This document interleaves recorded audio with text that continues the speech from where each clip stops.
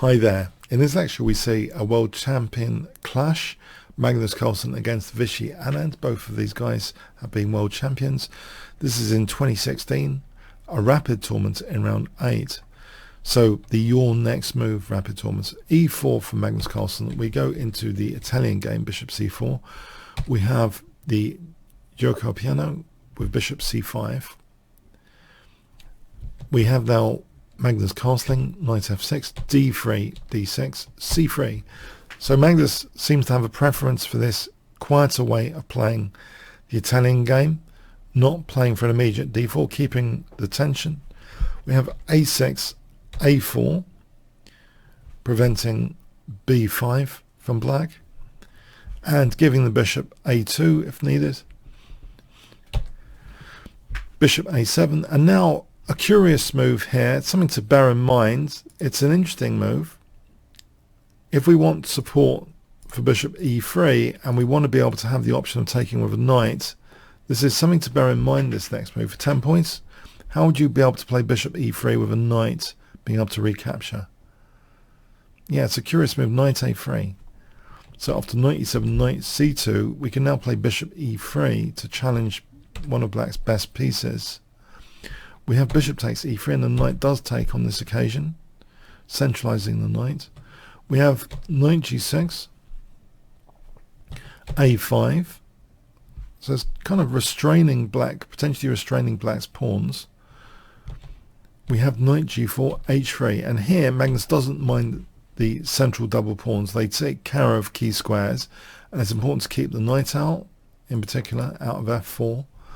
So queen e7, queen b3, we have c6, and now d4. Now here Vishy Anand plays bishop e6. In the event of e takes d4, e takes d4 is very good here for white, straightening out the pawns usefully on this occasion. And if queen takes e4, can you see what Magnus had in mind for 100 points? Yeah, the f7 soft spot is a recurring theme, especially with our bishop still on the board. We do have a tactic here. Yeah, we have bishop takes f7 check. So the point is, if rook takes f7, guess what white plays? Yeah, queen takes f7 check, king takes, knight g5, discovered check from the rook, and then we take on e4, and we've won material with the exchange up. So yes, so the point is bishop takes f7 check. The point cannot be knight g5, as this loses for white. Queen goes to 5 points, e3, and it's check, and we've just blundered a piece there. So no, the point is bishop takes f7 check. And now if we considered king h8, rook a to e1, and this is really strong. We're doing really well here, whatever happens. Say queen d3, we have bishop c4. And if the queen goes to f5, knight e5 in the firing line on the f file. Is black going to give up the queen? It's a disaster. So basically, yes, e takes d4 with that idea of taking out e4 is a very bad idea here. So that's a nice kind of tactical theme recurring in our Italian game with our bishop on this diagonal. So okay, so bishop e6 is played. We have bishop takes e6, f takes e6. So both sides have these central double pawns controlling key squares. Rook a d1, rook a to e8, and now queen b4. There's a bit of pressure on the black position. d5 might be offering an alternative way to try and get advantage here. After knight d2, e4, white does have extra space and pressure here as well, small edge, but queen b4 is pretty annoying looking. We have e takes, c takes, and now e5, which may be a slight inaccuracy. Maybe more solid is h6 and not commit to e5, but rather d5 here. This way, yeah, it looks like a pretty solid wall of pawns. and maybe it's not that difficult to it's not that easy rather to exploit the dark squares, the corresponding dark square weaknesses. So perhaps black should have considered this. So e5, there's persistent pressure after d takes e5. Now, yeah, what a decision. It's allowing not only double pawns, but they're isolated. So in terms of general principles, this is something a lot of club players would really have reservations about, would really be doubtful about allowing this structure. But if we look at the concrete details here, we are keeping knight out still of key squares. And yeah, so black, played d takes e5. If knight takes e5, knight takes e5, d takes, we can play rook takes f8 check. And the thing is, if rook takes f8, we take the queen. And if king takes f8 is basically, if queen takes, we can take on b7. And if king takes, we can play check and then play check and then play rook f7. And we're getting an advantage here. King h2 sorts out any concerns first. We've got a lot of pressure on the black position with advantage. So yeah, so knight takes hasn't got that much going for it.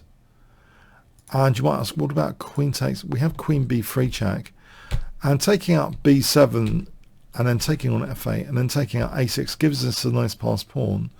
And it doesn't matter about e3 here, king h1. This position is advantageous for white. Okay, so anyway, d takes is played. So yeah, back to this structural issue. We've got doubled isolated pawns, but we have a lot of great piece pressure here. It's another situation where Magnus Carlsen really learnt from Mikhail Botvinnik with the dynamic structures. Doubled isolated pawns. But look at the pieces, how the pieces kind of dominate. And white does have a prospect for the knight, which the counterpart knight doesn't have. This is another aspect. There's a potential knight maneuver later to go to c5 somehow, which would put continuous pressure on black's position. So we have knight h8, knight d2, knight f7. So the black knight is trying to improve itself. Knight g5, okay, it's doing something at least. Rook f5, it's putting pressure on e4. Now we have h6. Any knight takes e4 doesn't quite undermine f5, by the way, because we don't play here knight takes, dropping the rook. No, we have the check, and then we take the knight, just in case you had a quick thought on that. So h6, h4, knight h7. So the knight's driven back. And now knight b3. Yeah, Magnussen's knight maneuvers with dynamic structures is a fascinating aspect of some of his games in the Italian game. So yeah, the doubled isolated pawns seem instructively good here. And just in time now, the knight is supporting e4 and it's attacking. It's more of a multi-purpose knight than this knight. Rook f to f7 is played. h5, and black is in a bind as well here. It looks like some mighty positional bind here going on, especially after rook d8. Black does seem to be a strong bind and plays g6. Now this leads to nasty pins, but what else does black do here? If rook e8, we just take it and take on f7. So g6. But now this nasty pin, yeah, it's not pleasant. And now this knight's got a greater prospect to do something really horrible now. Not just pressurize b7, but really become multi-purpose. Can you see how? Yeah, knight e6 check. It jumps into the d8 square where it hits f7 and b7. We have rook f8, and now g4 in fact. And look at this. This is really annoying for black. What is black doing here? We have c5 and now b3. And yeah, Vishy Anand's in a real bind. He actually gives up the b7 pawn. So knight takes b7 is end of game. If the game continued now, I mean, what else does black actually do here? Look at this positional bind, how these pawns have been kind of frozen, all of these pins, and, you know, it's a spectacular example, actually, of isolated double pawns in the centre. Real masterclass again, which echoes like Botvinnik research on you know, having double pawns, the advantages, the dynamics of chess, with, you know, of dynamic structures which are actually positionally good, not about necessarily attacking the king, just getting a massive bind on the opponent. So here, yeah, there's not much to do here. You know, the rook can't move to e8 without dropping f6. What does black do? You know, rook f7 we're just going to take. What does black do? Rook e8, well, we can then take on b7 as one example. h5, g5, and then we're exploiting the pinned knight. What does black do? King h7, we're taking on f6. King g7, we've got things like knight e6 check to win material, win exchange. So yeah, rook e8, just dropping b7 and resigns. So say c4, let's go on with this example here. This is a fictional example. That c-pawn, we can just guide that through and even drop e4, because then we get this check, and then this simplification would be a winning endgame. Knight d8 would be a great move here. That would be the best move to try and make use of the c-pawn. And I know it's only a pawn up, but it's in this fictional continuation, but this is winning. If rook f2 trying to get behind the pass pawn, then knight e6, and you can see that knight's now protecting c7, and it means rook d8, the rook's free to move to guide the pawn to queen.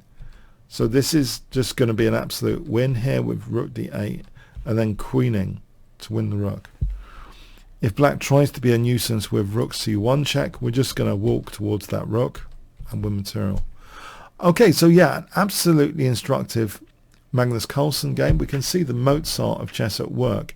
It is like hearing the equivalent of very cheerful, for me, and elegant Mozart music.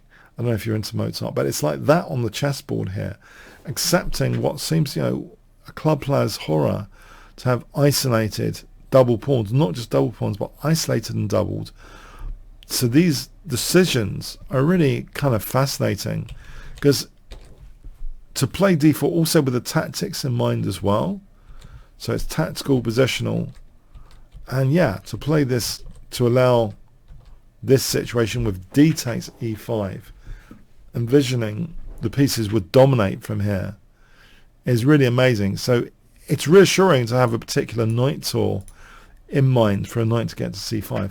Absolutely amazing stuff. I hope you enjoyed this positional masterpiece as much as me, and against Vishy Anand, no less. Okay, thanks so much.